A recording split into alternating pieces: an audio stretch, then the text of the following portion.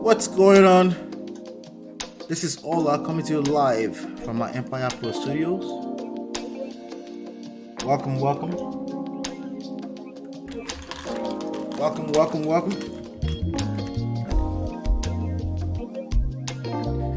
What's going on, everyone? Welcome back. Ola coming to you live from my Empire Pro Studios. Today we're talking about privacy and transparency. And yes, we might end up talking about Ray J, Kanye, and Kim. But more importantly, we want to talk about the fine line between privacy and transparency. All right. So it's going to be an interesting one, as usual. Let me just make sure that you guys can hear me, that we're live, and everything looks good. Let's just make sure of that. If you can hear me, shout yourself out. Let me know where you're plugging in from. Okay. All right. I've checked myself. It sounds good so far. Welcome back. Privacy and transparency is what we're talking about. Okay. What's going on? D'Souza, good to see you. All right, so let's talk about it. We have a couple of things I want to talk about. I'm going to drop the link right away just in case somebody wants to co-host. Feel free. Okay. All right, welcome back. Come on in. As you're coming in, do me a favor. Just do me a favor as you're coming in. A very small favor. Hit that like, share, subscribe if you're brand new here. Welcome back. Again, today we're talking about privacy and transparency. All right, that's what we're talking about today. It should be fun talking about this because I know people have different kind of perspectives on this. It's gonna be fun. Not only that, I have a story that we are going to dissect together. All right. I have a story we're going to dissect together. All right. And without any further ado, let's get started.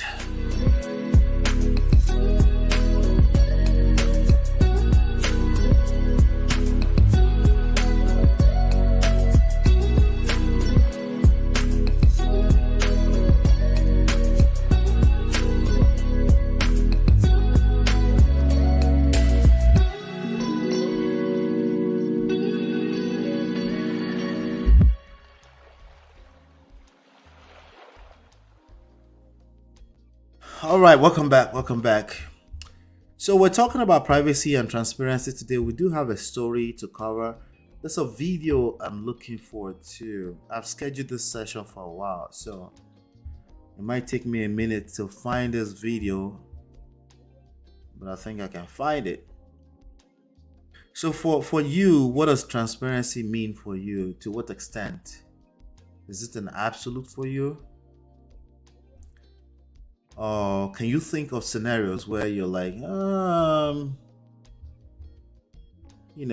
maybe it depends, right? Can you think of a scenario where you're, right?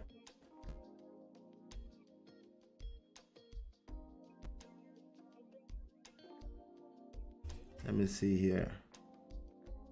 Sorry about that. Hopefully nothing is wrong with that internet. Can you think of a scenario where you're like, maybe transparency depends, right? In your mind, does transparency ever cross the line of privacy in relationships? Is it different from relationships to marriage? These are the questions that we want to answer today. Now, can you hear me? If you can hear me clearly, please let me know so we don't have to deal with the audio stuff until later. If you can hear me, let me know you can hear me. And also let me know where you're plugging in from if you're brand new here. Okay. For you, what does transparency mean in relationships? Does it ever cross the line of privacy? Is there such a thing as privacy between husband and wife? Or that's just a terrible idea? You're supposed to be married. What are your thoughts around this? And please don't cap. Tell me how you feel. Don't think ahead of me. Uh, there is a very good chance I will agree with you, right?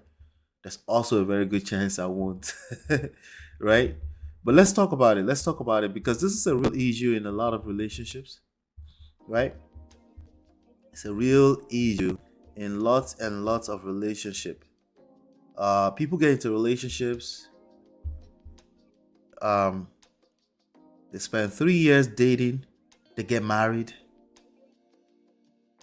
only to have their partner saying, "I need some space," right?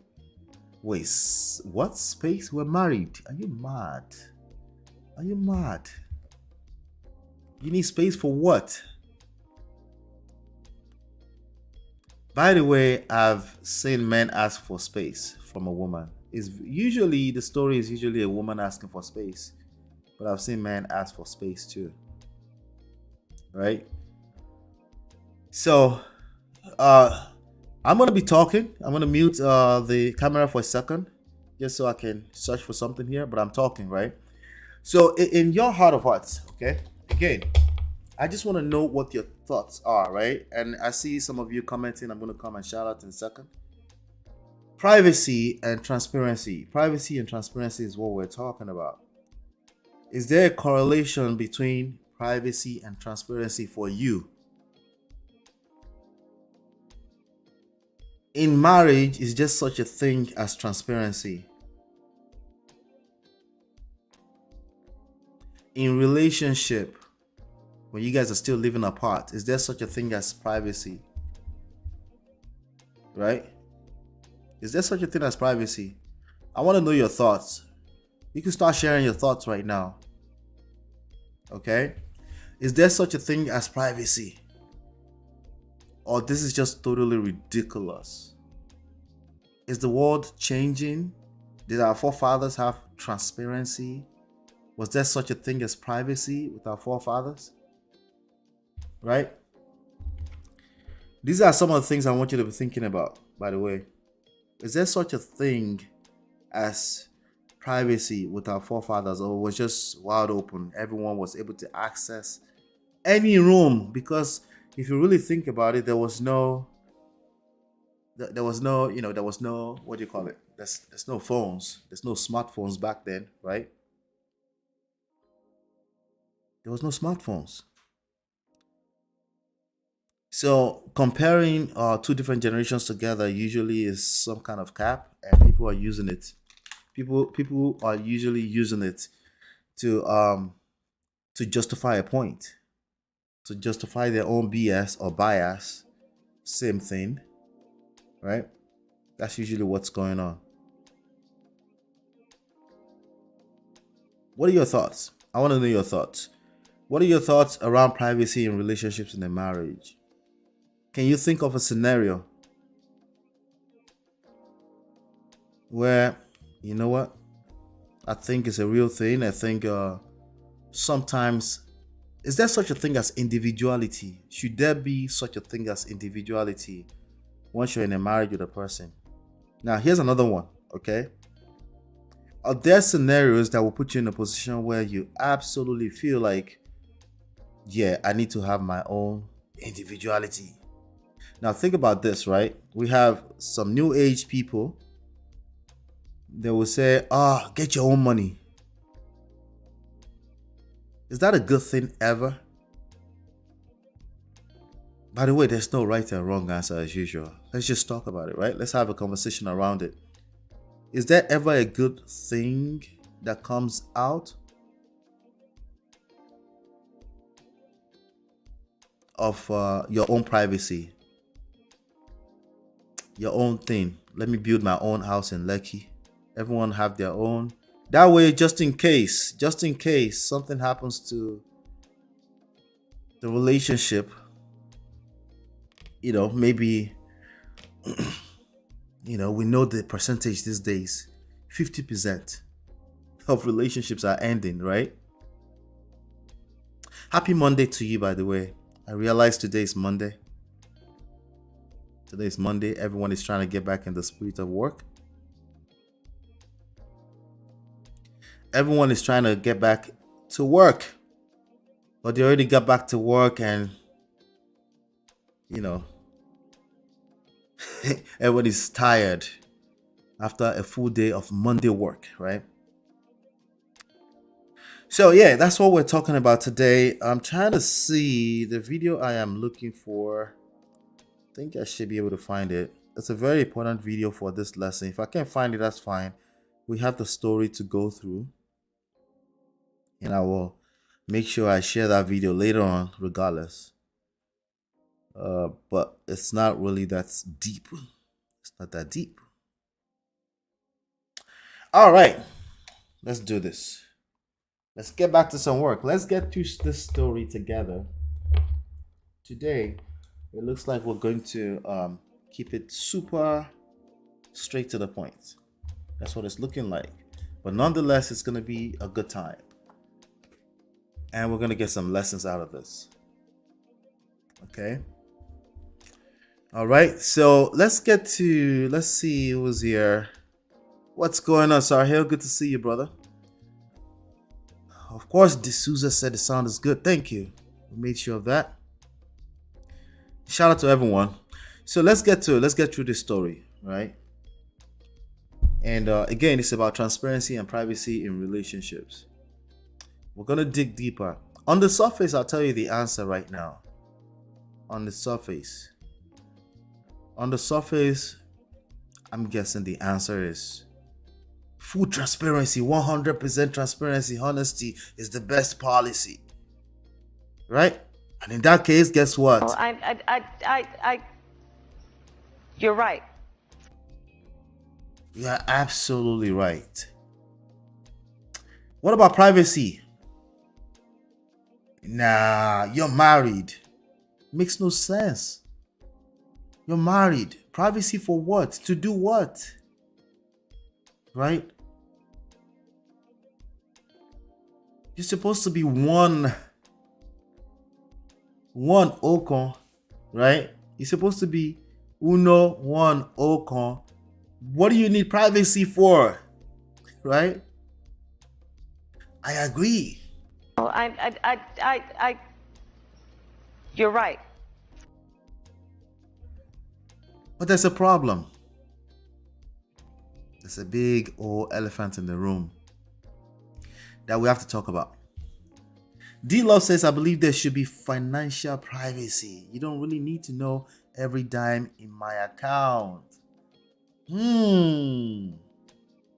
Wow. All right. So there are two ways to it, right? D. There are two ways to it. There is me trying to know every dime in your account. There is you hiding every dime in your account. Those are two different things, right? And if we dig a little bit deeper, there are probably certain scenarios too.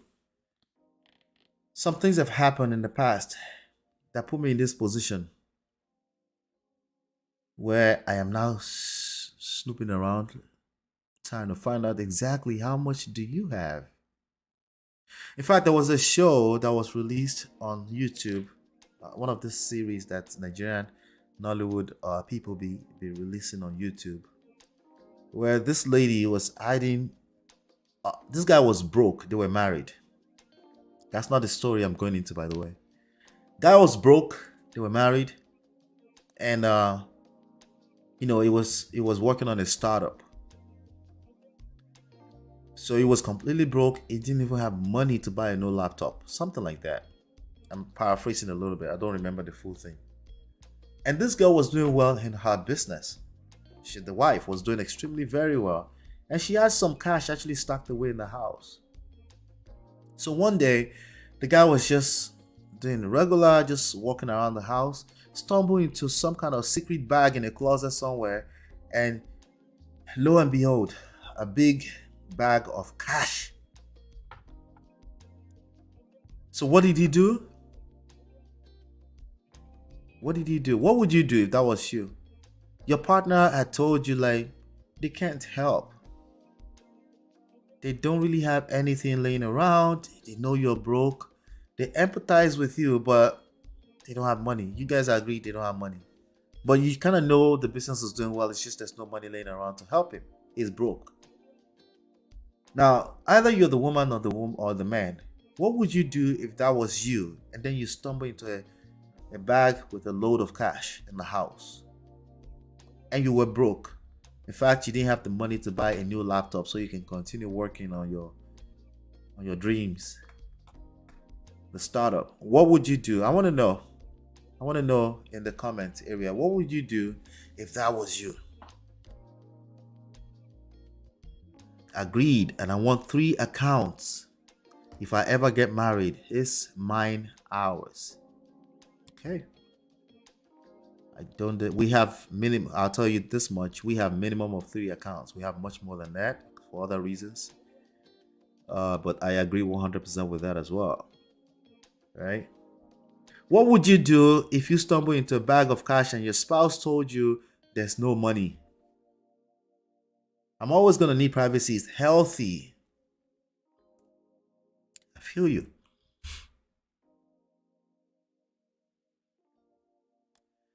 That's a good answer. But no, you're not gonna get away with that, Kisata. All right. Assume everything, all factors, variables being equal. You're broke. You run into a cash. She had told you, meaning he had told you, he lied to you that he didn't have any money. But there's a load of cash you found in the closet somewhere in the house. There's only 2 of you that live together. Brand new couple, 2 years or less in marriage. Right? The dynamics, I tell you right now, from watching the show, the story they told is the dynamics is that they were a loving couple. People actually envied them. People talked about them. But there was a little internal struggle because of his financial situation. It's a guy who had a dream, so he's broke. Right?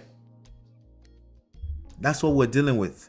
It's a guy who had a dream, or say he has a dream, right? But he's broke. The wife has a stack of cash in the house. She had told him time and time again that nothing,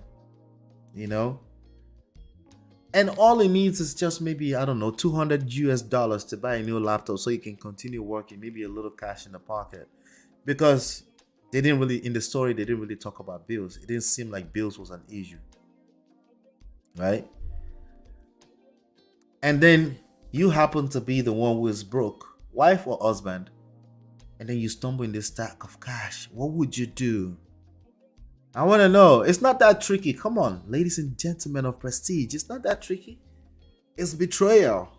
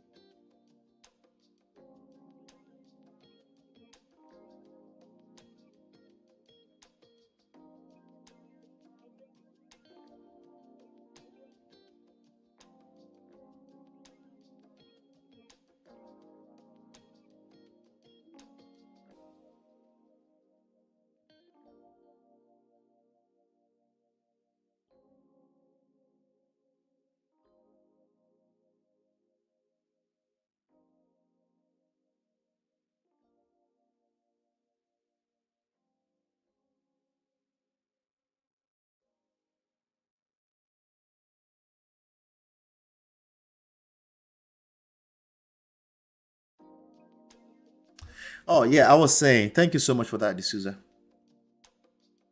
Right? Kisata is probably going somewhere there when she said we don't know the dynamics, right?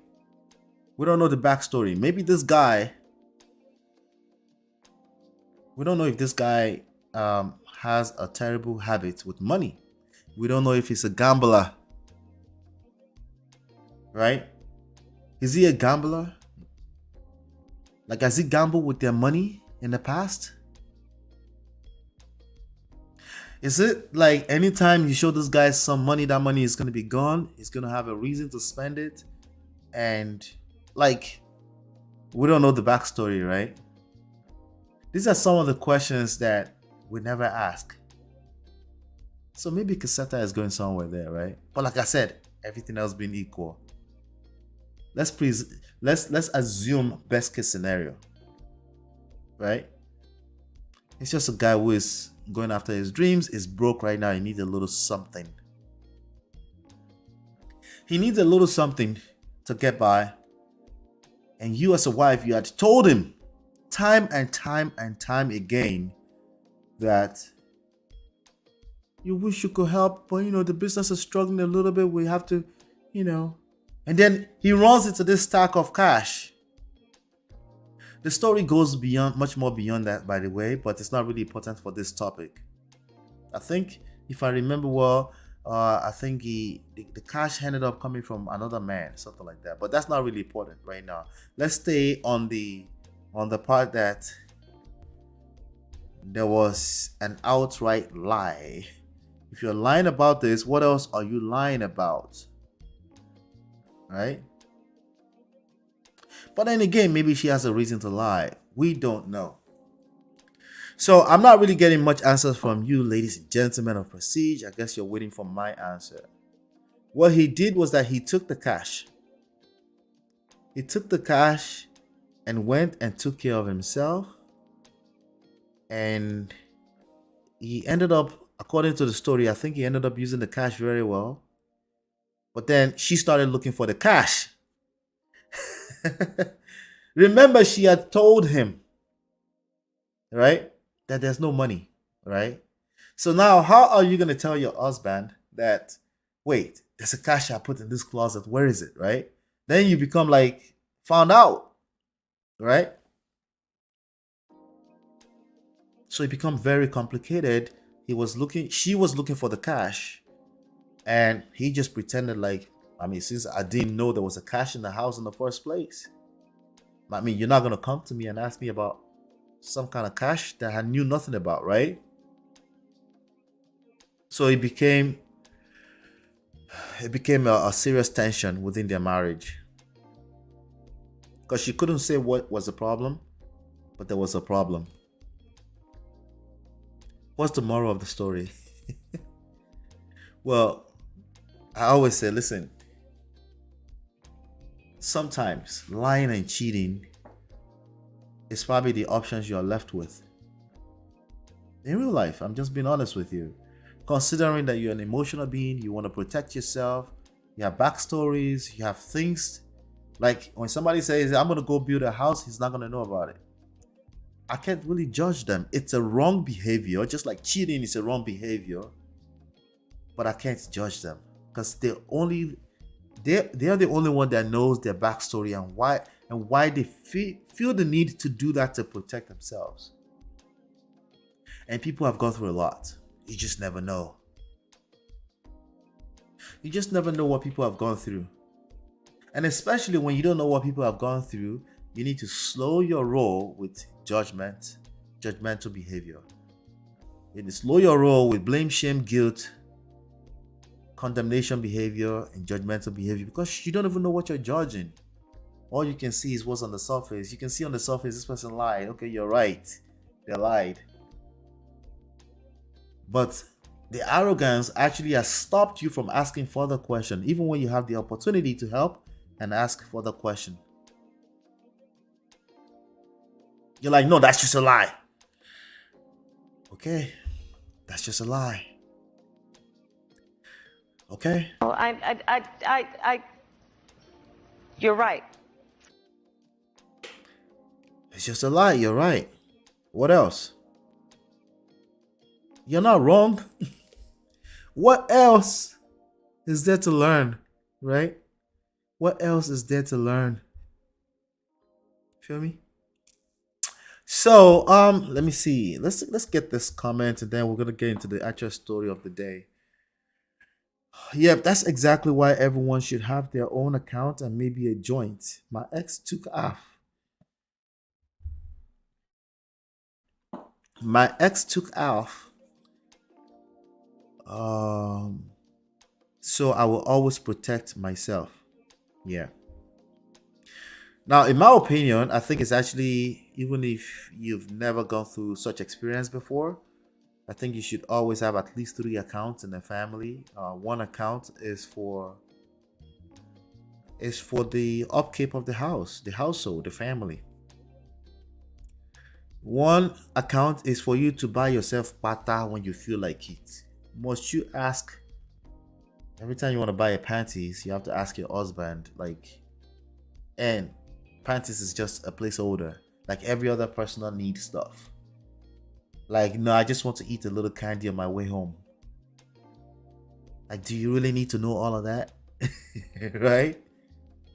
So you could have a personal account for that. You should have a personal account as well. And here's the kicker of it. If you say, no, I don't need a personal account, sure, knock yourself out. But please do not project that on the other person. Because if you do that, it will hurt you.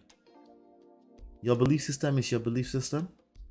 They may feel like, no, I need my privacy. If you have problem comprehending what I just said, you will have serious problems. Sometimes we have our own standards as individuals. And because we're so outspoken about it, maybe in the beginning, in the middle, before we got to this stage in the relationship, your spouse or your partner is actually afraid of sharing what they really think with you. They actually don't want to hurt your feelings. In addition to that, they don't want to hear your mouth. They know how you get when it comes to things like that because they know what your belief systems are. But in reality, they will like something different. But now they're operating out of fear. They're not able to tell you. Whenever at least one person in a relationship is operating out of fear, it can potentially destroy that relationship. All it needs is at least one person. Because what is going on is that they're building up resentment. And the more resentment they build up, the harder the fall is going to be. The crash is going to be bad. The higher you go before you address that, because the chances that it's going to keep going is actually higher. Because again, remember, they're trying to protect your feelings. They don't feel safe to really tell you how they feel because they know where you stand, because of how outspoken you are about these belief systems, this ideology, and whatever you're attached to. But one day, when they feel they need enough to protect themselves, they're going to snap. And it's going to be bad. Okay? So, if you have your own belief system, just like we just gave that example, have your own account, she has her own account, and you have an account to upkeep the family. This same ideology can show up in other areas of your lives, right? Don't project what you like on the other person. If it's your standard, then you have the freedom to walk away from the relationship. I know people don't like me saying that. Like, I'm not encouraging people to walk away from their relationship, but I'm just telling you straight up. If something is that much of your standard, your morals, your values, and it's not negotiable for you, walk away from the relationship. Don't project stupid stuff, especially when it's falling in the space of emotional blackmail. Don't project it on your partner. It's going to backfire. By the time it backfires, it's going to be too late. All right. Lying and cheating is the easiest way, self-preservation, but never the only solution. Correct. It should be the last resort, if ever. And if you feel the need to lie and cheat in a relationship, it's probably a bad relationship for you, right? I think that should be the easy part of it, right? It's not about judging the people that's lying or cheating. It's just, hey, if you feel the need, if you don't feel that safe, either as a man or a woman, in a relationship where you feel the need to lie and cheat, it's not sustainable because you have to tell another lie to cover the lie, tell another lie to cover the. So it's not just because you're trying to be holy, it's just because it's not sustainable. It's not beneficial for you in the long run to perpetuate such behavior, right? And then you have to tell a lie to cover it, tell a lie to cover it. It's just, there's no peace of mind in that. Okay? So, but we're also saying sometimes in life, people have bad behaviors. They have terrible behaviors, bad addicts, bad habits, addictions, and hiding something from them is probably the best way to survive another day. You've never heard that before, I guarantee you. Hiding something from their partner is just their own way of surviving another day. You don't know the story. And sometimes all they need to do is survive another day before they say, you know what, we need to fix this finally today. Sometimes it's just that one last day that they need. But you're just going to sit on the corner on the sideways and judge them because they lied, right? There's always more to the story. Kisata, shout out to you, Kisata. Shout out to Shopper Helper. Good to see you all. If someone is financially irresponsible, then you need to protect yourself from such a person, even if you love him or her. Yeah. The thing is that it's going to be your natural instinct anyway. Because remember, feeling a need to protect yourself when you don't feel safe is a natural thing. It's just a natural order of things. Right? You may not even be able to be that intentional about it. It's just a natural thing you would do to protect yourself. Survival, right? So it's very, very important to pay attention to that. Let's get into today's story. Good to see you, Mrs. She Said. Good to see you. I gotta find a way to bring you up so we can talk about that green flag stuff, because the red flag thing is just messing everyone up. But yeah, let's keep going here. Let's get into today's topic, the question. Here we go. I'm looking for opinions on cell phone privacy in relationships. I'm looking for opinions. So, opinions are like assholes. We all got one. Feel free to dump yours in the chat room. Let me know what you think about this story. We're going to get through it right now together. Okay? Let's get through it together. Let's get through it together. I let him use mine, see it, etc. Don't really care. All right, so this is an example of what I told you earlier, right? She doesn't care. But really? She doesn't care? Right? She doesn't care. Before we get any further right now. Stop the cap. Yeah. That's absolutely cap. But let's keep going, right? Maybe I'm jumping ahead of myself. His is completely locked and private, and I am not allowed to see pictures, browse the web, play games, or physically touch it at all. Okay? So we know that he's definitely covering up. He doesn't want to share his phone with his girl, his lady, right? But we already called one cap. She clearly cares, right? He views it as a violation of privacy. And if I look, he said he will break up with me. Wait. What? Kilagbe kilaju. How do you say that in English? Somebody translate that into the chat for me. Kilagbe kilaju. Wait, we're breaking up already if we violate privacy, right? Stop the cap. That's a cap coming from him. Well, you never know, but I doubt if it's that easy to break up with a person you're with just because they went in your phone. You might be inclined to do that if it's too much, but just because, hey, you broke the violation of privacy. Yeah, so if this is happening to you, I just say calm down, okay? Breaking up with people is not that simple, especially if they're around you all the time. There's some kind of value they're getting from being around you. maybe you haven't identified it, so you feel like on the edge all the time. You don't want this person to break up with you, so you're walking on eggshells around them. If they were going to break up with you, they would have done that. And if they're on the egg, if you're walking on eggshell and they're on the edge and they could break up anytime, they need to go ahead and do exactly that. Because you're probably not enjoying the relationship. What's the point? It's pointless. Right? Now, what do you want to do? Beg so they can stay with you? How far do you think that's going to go? How long do you think that's going to last if you beg them to stay with you?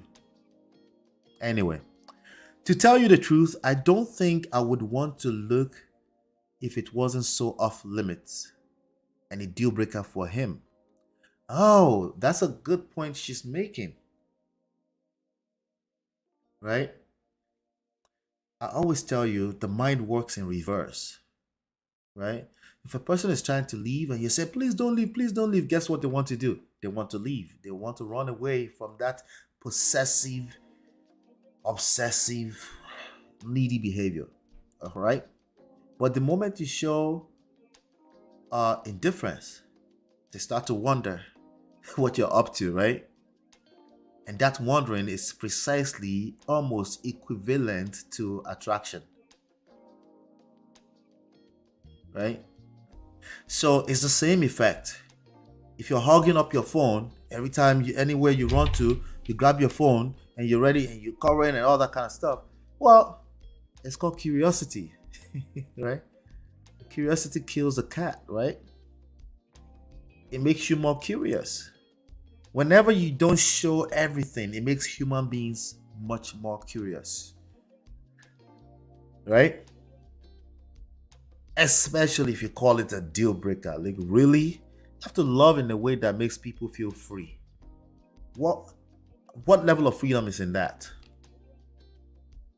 What level of freedom is in that behavior? Does she feel free if she thinks, if I go inside that phone, guess what the human mind wants to do? Like, if this thing that's sitting down there that I can't get inside, that fruit that I can't eat, right? Right. So think about that for a second. Of course, so it makes sense that if she said if it wasn't so off limits and a deal breaker, so maybe I can pull back the cap a little bit. Maybe she wasn't capping like what is it that you're hiding? What is inside the phone? Right? It's just a natural curiosity thing. Like, it could be any one of us. The moment you realize, like, wait, my wife is always holding up her phone. If you're a normal human being, you start to wonder, what is inside that phone? You get attracted to that phone. It's the same thing with human beings. The moment somebody shows indifference, you get attracted to them. You wonder what they're up to. If you tell them, I don't care, well, they already know how you feel. You're angry. If you tell them, I love you so much, I'm gonna die for, it's the same effect. It's just polar opposite. But indifference, when we don't know how you feel, like, you just put your phone down there, it's not really a big deal. She probably doesn't want to go in your phone. Everyone knows that the phone is personal to a large extent, right? But also, if you have stuff you're hiding, maybe it makes sense that you don't want her to go inside, right? All right, so let's keep going. We're getting somewhere. Oh, she says it. By the way, I'm reading together with you for the first time. What I did is I copy paste from my email, and I didn't really read because I wanted to do it with you guys. Curiosity sucks. I've had boyfriends in the past who feel the same way that I do. Oh, let me go ahead and let me see. Let me go ahead and I wanted to pin this to the top earlier just in case. Okay, still found it. Awesome.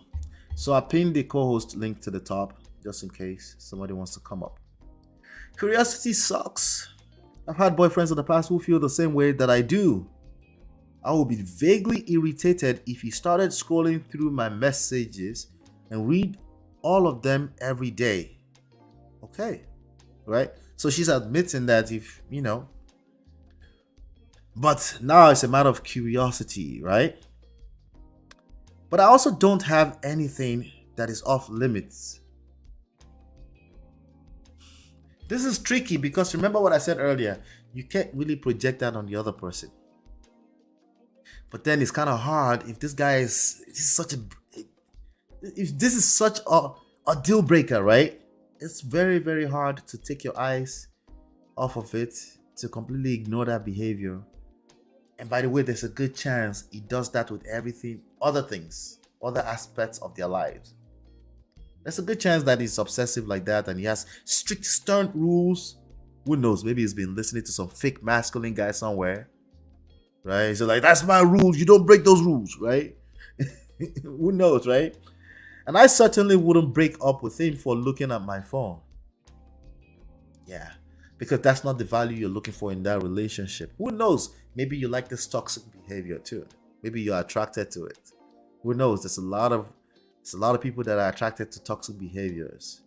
But when they after a while they end up on the receiving end of that toxic behavior, and then they start to complain, right? Because again, certainty, variety, basic human needs, in the same breath. Sometimes, people walking a straight line is just boring. Sad but true. Sometimes it's just boring. All right. We still gotta talk about that good guy, nice guy stuff that you guys think you like. You don't like that guy. That guy is manipulative. The guy that calls himself good all the time is such a good guy. That's a manipulative simp. You don't want him. But we'll create a topic around that someday. Very soon. I felt more comfortable with this policy in the past than I do right now. Oh, she changed. This is the part where people say, wait, she didn't show me this part of her. She changed on me.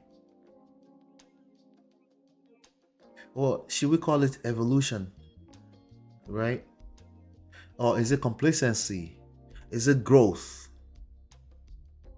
But she's not the same person. So she felt comfortable with the policy in the past than she does right now with the secrecy. Oh, now we're crossing that line into he's keeping secret. What is the secret you're keeping? Guess what every human mind wants to do with secrets? Expose it. I don't care how intentional you are, if there's a secret, you want to know what that secret is. Oh no, I was told by God I should never know the secret. Are you serious? Stop the cap. Stop the cap. However, my boyfriend, their boyfriend, girlfriend, that's a good context to note, does not view it as secrecy, but privacy. What are your thoughts? Is this secrecy or privacy? Yeah, it's okay to say, for me, this is privacy. Or it's okay to say, for me, and it's okay to say, based on my experience, this is bad. This is secrecy, and we're not going to survive this. Share with me in the comment, because I'm coming back to the comments to read your point of views. Speaking of point of views, I see his point of view. But I guess where I am coming from is that if he felt how I do, I would let him see my phone. And I figured the issue would go away. No, it's deeper than that. It's deeper. Now, does this mean he's hiding something? No. It could just be an anal type of dude. Either way, you don't feel safe. It's not about if he's hiding something or not. It's worse if he's hiding something. It's going to eventually come out because the truth is undefeated. It's only a matter of time to come out. Even after that lifetime, the truth always come out, right? It has this way of coming out, right? So you don't have to force it. But more importantly, right, is that you don't feel safe with this situation, right? You don't feel safe. If you don't feel safe, all kind of bad behavior is going to follow suit from a blind spot. It's not going to be one of those things that you said I would never do. No. You might just end up being a chioma. Especially if you said I would never do it. Right? Because it's a blind spot. Yeah, it's going to sneak up on you. Some chukudi is going to start talking to you somewhere. I'm just kidding. I'm just kidding. Anyway, I would let him see my phone. I figured the issue would go away. No, not necessarily. It won't necessarily go away. You can let him see your phone. It's like that's your own. How do you say it? Prerogative, right? That's your own balava, your own wahala. Because I had a hard time pronouncing that word, right? That's your own problem, your own choice if you want him to see your phone. But clearly, he doesn't feel safe showing you the phone. You don't feel safe with this whole thing is gonna create a mess. There's no way around it. It's gonna create a mess already, right? Obviously, it's already a mess. That's why we're reading this. We're reading this story right now. If I look at his phone, he said he will break up with me. I think he and I have agreed to disagree here because I love him so much and I don't want to risk our relationship. So, when you're loving from a place of fear, that's not sustainable. This will continue to bother you. So, even when it's not intentional, certain behavior will start coming out of you and it's not healthy for the relationship. Sometimes you may just be moody. Sometimes you're just like, I'm not in the mood. Have you ever been in a position where you're not in the mood and you really can't control it? You see your face is a little, the muscles in your face are tight. You know that, yeah, you're not feeling it that day. And your partner can feel it and they're not enjoying it and you really couldn't change it. Right, you're not as intentional as you claim to be. I keep telling you that. If you're going to put any energy of intentions in anything, put it in emotional intelligence. I think he and I have agreed to disagree. No, you're both still disagreeing. Period. Because you love him so much. From a place of fear, you're afraid that you're going to break the relationship. As opposed to faith in the relationship. As opposed to freedom in the relationship. As opposed to you don't have any anxiety around the relationship. Oh, but Ola, you don't really need to be happy in the relationship all the time. You don't really need to be, especially marriage is not about happy. Stop the cap. Stop the cap. We all want to be happy. It's not something we decide. So you can't really turn that to a talking point. If you're not happy, you're not happy. It messes up the mood, everything, the vibe. So even when you're staying just because of duty and responsibility, if you're not happy, it's not productive. Why should we ever need to discount the word happy? Why? What's the point in that? Oh, because some people hug up on it and use it to destroy their relationship. Yeah, I get that, but that's not enough reason to discount the actual sense of happiness in a relationship. I understand some people are abusing it. But we don't, because some people are abusing it, start twisting the meanings of words around semantics. It's not necessary. Let's focus on the positive things in a relationship, and that expands into other areas of relationship, as opposed to trying to police people into staying in a situation that they clearly don't like and it's showing up as they're not happy. Men and women can be unhappy in relationship and nothing good comes out of that. I don't care how much of a duty and responsibility they're doing. If it's 2022, it will backfire. It's just a matter of time. The pursuit of happiness is just the reality of life. It's not something we can just, oh, let's turn that off. It's 2022. You can't turn that off. You can't turn that off. It's the reality with the generations coming behind us. Anyway, this person is loving from a place of fear and it's going to backfire really badly. But I'm looking to hear what you and your partner think about cell phone privacy. Any advice on how to let this one go? I'm trying really hard. Yeah. Let's get the last one. Then I gotta go through your comments. Most of my friends, boyfriends, wouldn't be comfortable with their girlfriend constantly looking through messages. But they do handle each other's phones and use them periodically. That's the grass seeming greener on the other side. You don't know what they're dealing with inside. Maybe they have another problem that has nothing to do with phones. Don't compare yourself. Focus on what you want. Focus on talking it out. um, have the conversation at least one or twice. If you have to repeat the conversation verbally the second or third time, there's a good chance that verbal is not working. Right? There's a good chance that verbal communication is not working. There's a value that that person is getting being in your life. All right. So anyway, let's get back here. T. Let's go. Let's see what y'all are talking about.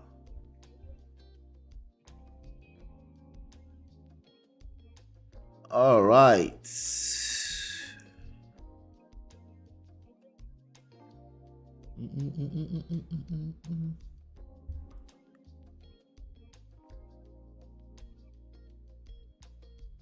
Nothing to hide, Mrs. She says, nothing to hide.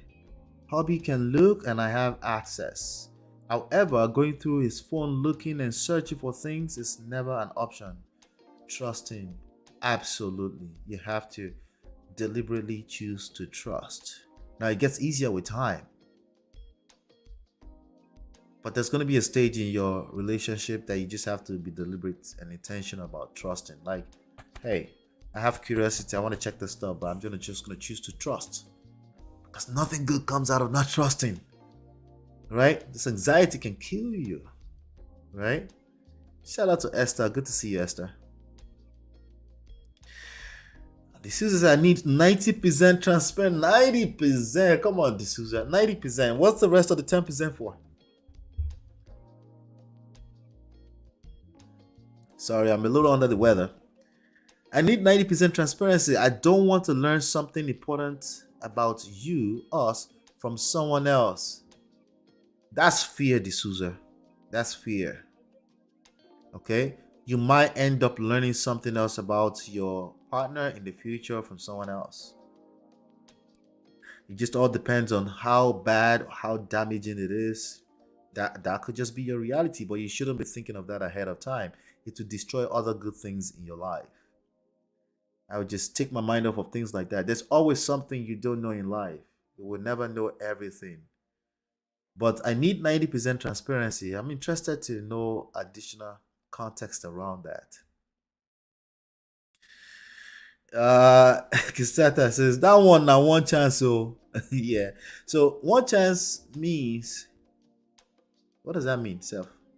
I don't even know proper I don't even know proper translation for one chance. One chance is you've entered one chance. You don't enter one chance. Jesus Christ. How do we translate this pidgin English? That means you've entered a very bad situation that you can't move forward, you can't go backwards, you're stuck. Okay, you're stuck. You're stuck in a situation. Okay, I think I figured it out. Yep. That's what it means in Nigerian pidgin English or slang. Kilagbe, Kilaju means what's happening. Go. Nothing to hide either. I don't even take care of my phone that much, so it's easy for someone to find it on the kitchen counter. Yes, if you feel that free in the house and you drop it everywhere, it's just randomly anywhere in the house, right? Sometimes I even I asked my wife, I was like, listen, I've been calling you, where's the phone? She was like, oh, I don't know, where's the phone? Right? That's normal behavior right there, right? Oh, I think I must have left it on the kitchen countertop. Let me go check, right? That's normal behavior, right? That's much more normal, right? But imagine if I said, where's your phone? And she goes, oh, where's my phone? Right? Like I'm not asking about the phone. I'm not saying I called you before, but she suddenly just woke up like, where's my phone? Where's my phone? And she does that from time to time. If I have a little level of insecurity in me, I might start to wonder, like, what's the deal with the phone? Why is she so what's the issue with the phone? Right? So yep. So on the kitchen counter, living randomly somewhere around the house, that's much more like a normal behavior. Setting boundaries is very important. Okay. I would need some more context on that because I know people are abusing the word boundaries everywhere. Sometimes they mean they have very low tolerance. Uh, they're incapable of grace, of giving grace. Um, I need some context, but I do believe we're generalizing that yes, boundaries are necessary, but I think everyone should be aware that it's being abused. Because again, if you're loving in a way that the person doesn't feel free around you, it's going to backfire, and and that's possible even when you I, are. I, I, I, you're right. Yeah. So yep, let's keep going here. Yes, thank you. Please help us smash that like button. Thank you so much, Miss. She said. Secrecy. So for you, it's secrecy, eh? Shopper helper. This is secrecy for you, right? This guy's behavior is secrecy for you, not privacy. So this takes me back to boundaries. This guy's boundary is don't touch my phone or we're breaking up. Right? That's his boundary right there. He has the right to have a boundary, right? Am I stretching this? Is it just me or I've seen people use that word boundary in this manner before? Is it me stretching it or I've heard it before? Am I stretching? Am I mad? Watch this. He views it as a violation of privacy. That sounds like boundaries to me. It's clearly communicated. And if I look, he said he will break up with me. That sounds like 2022 type of boundaries to me. Right? You can't escape your true nature, never. Yeah. Yep. We want to know the secret. That's the reality. And by the way, the fact that you called it privacy doesn't stop your brain interpreting it as secrecy. So this is to anybody who say, no, this is just my privacy. Like, it doesn't matter that you called it that. What matters is how it feels on the end of the lady, right? It feels like secrecy. So guess what people want to do with secrets? Expose them. Right?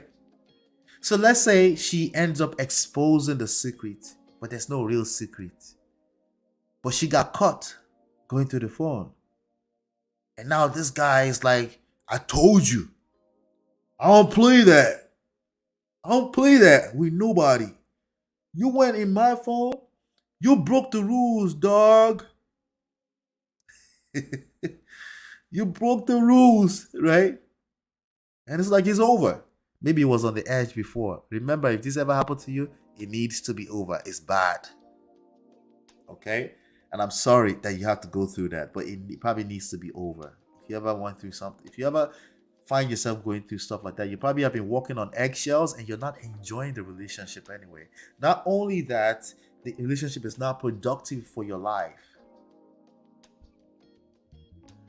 Right?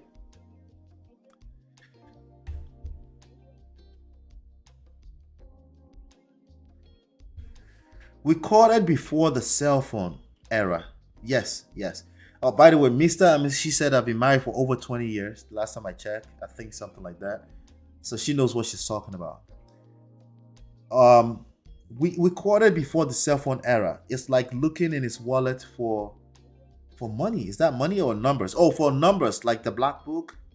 He set boundaries. Then I respect it, and so does he. Okay. All right. Good. Yeah, like going in the wallet to, yeah. If it's all out of fear anyway, in general, like people can throw any words they want around. If they're operating out of fear, out of a defense mechanism, for more than 75% of the time, it's better to destroy the relationship all the way to the foundation, demolish the relationship. If you find yourself operating out of fear, if you're afraid, if it's something that you're operating out of faith, like for example, trust, right? You're just choosing to trust this man because you understand, you've connected the dots, right? You've connected the dots that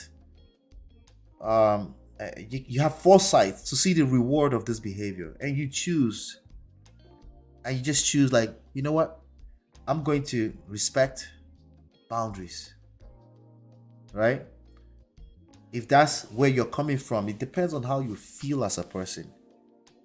See, that's faith as opposed to fear, right?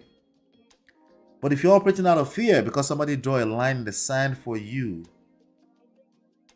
that's not going to work out well for you. That's going to backfire. Because human beings are just not capable of these expectations all over the place. They're not. Yep. Shout out to Mindrell. Good to see you, brother. Good to see you. Means you're in trouble. One chance means you're in trouble. You're stuck. I said you're stuck, right? I think you're in trouble sounds better. For life, Esther. Shout out to you. Yes. You don't enter if you're in a situation with this kind of guy or woman who's giving you ultimatums. Ultimatums are not the same thing as, they sound like boundaries. I don't know. Maybe one day we're gonna debate this, Miss She said. Ultimatums almost sound like a boundary to me, right? And I know what we mean when we say boundary. Like, people should just know that there's another human being involved and they need to feel safe around you, right? But I've seen it being misused. But let me use the word ultimatum. You're in a relationship with somebody who's giving you ultimatums. If you do this bad thing will happen to our relationship. What? That bad thing needs to happen right now. Like right now. It needs to happen. It's pointless. Why would you be in such a situation? Oh, by the way, that doesn't have to be a permanent decision. But they need to understand that you don't have to be there. Because for as long as they operate in that place where they feel like you want and have to be here, yeah, I don't know. Unless it's mutual. I doubt if it's mutual. I doubt it very much. Right? And context matters in this. Context matters. Because, I was just on a panel, I think. I'm not sure. Where people were saying, oh, a woman must need a man. Something like, you must need a man. Something like that. Like, oh, a woman needs to need you. Okay, I was listening to a panel. Needs to need you. Man, I see where that person is coming from, right? But at what point does that cross the line into needy behavior? Nobody likes needy people. Nobody. No one is attracted to needy people. It feels like something is going to smother you to death. Especially to the ladies, you're going to smother that relationship to death with that need thing. Is there an actual need in reality? Yes, in reality, yes. It's all survival, right? But we're all living soft life. Many of you don't live in a third world country. So exactly what are we talking about? What is the need here, right? What is really that of a need here? You want to be with a person because you want to be with a person. The moment you start to feel like you need them badly and they're feeling smothered, if you put that together, nothing good is going to come out of it. If they feel like they need you and it's coming from a place of gratitude, like you guys hear me say that sometimes. Like, I don't know what I'll do without my wife, because of the role that she plays in my life. But be clear. God forbid. Right? God forbid. You know what I mean by saying that, right?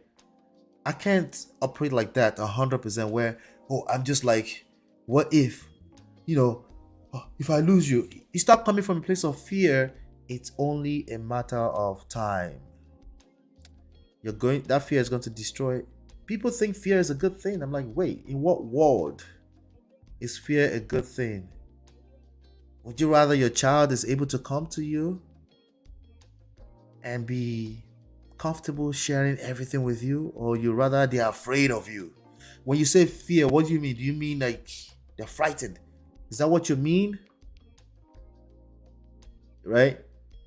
It's very important to know what context you're coming from, because the words sometimes they're just words. Words are important. Not really. It's not that deep. A lot of times they're used in different contexts, right? And then it changes everything. It changes the experience for everyone just because you're using it from a different context, right? So I can see where somebody say, no, your child need to fear you. What do you mean? What do you mean? The fact that they have standards, that you've imprinted standards in their lives and it's a part of who they are, second nature, and they know what lines not to cross. They have boundaries that they don't cross, but they also understand the value. So when you have the value of not crossing those boundaries, it changes meaning altogether. But they can't cross that boundary just because I say so. Is that what you mean? Because in 2022, that's not going to work in any type of relationship. It needs the value attached to it. People that are obeying, not crossing certain boundaries, need to know the value in not crossing those boundaries. It takes on a whole life of its own, and it's not about you not capable of giving grace. Right? It's about they see the value. Like, now let me give her the freedom to take care of herself. Babe, go take care of yourself. You want to step out with your friends? Sure, Sure. Let me know. What do you need? You need me to help? You need me to cover something? Right? Okay, I got you. Right? Oh no, but we don't. That's a boundary we draw there. Like we drew that boundary like 20 years ago. Like, all right, is that really boundary or some kind of ultimatum? Because if it's, are you to your boundaries? Your boundary attached to value, right? Or is attached to something terrible happening if that boundary is crossed, right? Those are the two different ones, right? Some boundaries, they have repercussions. Some boundaries, they have value attached to them. You as a person that you've chosen to obey those boundaries, you're aware that I don't want to trust. Now, back to cell phones. What is the positive side of not digging through your partner's phone? What's the upside of that? And what's the downside of looking through the phone? Which one is greater? Have you ever done that assessment before? Just in general, let's generalize that, right? Which one is greater? The downside of going through your partner's phone, or the upside of not going through the partner's phone? Those two things are opposite. They're direct opposite, diagonal, right? So let me repeat that. What is the upside of not going through your partner's phone as a healthy boundary? Oh, I have seen people use the phrase healthy boundary. I prefer that, right? And what is the downside of going through the phone? So the reason why you're going through the phone is because you're going to get some kind of benefit from it. Have you done the assessment of that? Which one feels good? I know you can't measure it, but which one feels greater to you? The upside of knowing that you're capable of trusting them. But again, discombobulate all of that. What if, because of past history of things that have happened, you're not able to trust at that level? What if, because of bad experiences, you're just not able, like, you need to see everything? How would you handle that? You need to see everything. I need to see it all. You open your phone, bro. Let me see what's going on. Who was in your DM last night? Is there any good that can come out of treating your partner, a man, like that? In a typical relationship where the man is trying to be the man, right? Is he going to feel like a child, or is it going to feel like he's being policed? Or it's going to be like, oh, it's just boundaries. You could check. Yes, babe, go ahead and check through my phone right now. If he doesn't do that, is that offensive? These are the thoughts. These are the thoughts that you should really think about, right? Now, my personal opinion, I'll be very honest with you. Okay? I'll be very, very honest with you. The phone is like, the way I treat my phone is like my toothbrush. Okay. Now, some people can't share toothbrush with their spouse. They can't. It's not because they hate their spouse. It's just like they're like, that's the mouth, right? But there's a lot of people that don't mind sharing the toothbrush with their spouse. Okay, I'll let you wonder which one is me, which one I am, right? Right. Um, but I treat it the same way. The toothbrush is personal, right? The toothbrush is personal. So if I'm going out of town, I take my toothbrush, I drop it in a little bag, and I put it. There's no, oh, you could leave that with me. No, it's personal. I'm taking my phone with me. Same way, right? We both have our phones, right? But I'm taking it with me. Now she needs to look through a picture and say, hey, babe, that picture I took yesterday, you can take it from my phone, right? Now, here's what I tell you. I've been with my wife for 18 years. We've been married for 15 years. Every single time she needs to get into my phone, I need to remind her the password. I don't change it. Think about that for a second. Think about that for a second. Every time she needs to get into my phone and get something, or the same thing with these cards. I think I've changed my PIN number once ever in the last 25 years. I've used the same bank, Wells Fargo, when it was Wachovia, when it was First Union, right? Some of you are too old and you remember when it was First Union and Wachovia, and you're in the East Coast, of course, right? Every single time that I give out my card, I say, hey, get me something. I have to remind her the PIN number. Why is that? So the phone is just like my debit cards. We have credit cards that we have as joints. She has her own, same account. She has her own PIN number and stuff like that, right? The phone is exactly like that. The issue here, because I want to round up in about 2 minutes. The issue here is not privacy. It's not transparency. It's not secrecy. It's none of those things. It's not boundaries. The issue is deeper than that. When people don't feel safe and secure in their situationship, all those things are symptoms. Okay? It doesn't have to be your fault. It never have to be somebody's fault. It's just so you can have the skills to do proper assessment. What are the root causes of a person thinking they can give ultimatums in a boyfriend-girlfriend relationship in 2022? What is going through that person's mind? Well, we know that that person is not learned. We know that that person doesn't know any better. Does that excuse them? Should you excuse them and stay with them? No. Precisely, they need to go, especially if it's a man, you need to go figure that out. Because I'm telling you, the longer you stay in that situation, the worse it's going to get, because you chose to stay in it. And you don't have to leave. And if you choose to leave, it doesn't have to be a permanent decision, but it needs to be addressed. There's something deeper going on. The symptoms is hogging up the phone, right? That's the symptoms. You want transparency. You just want everything to be wide open. That's the reason why you feel that way. You're not necessarily wrong. Can that go to insecurity, your own personal insecurity based on the experiences you've had before? Of course. Of course. Maybe this has nothing to do with this guy. He's just like, no, why do you want to go in my phone all the time? That's my phone. You're my girlfriend. As a matter of fact, I have other girlfriends, right?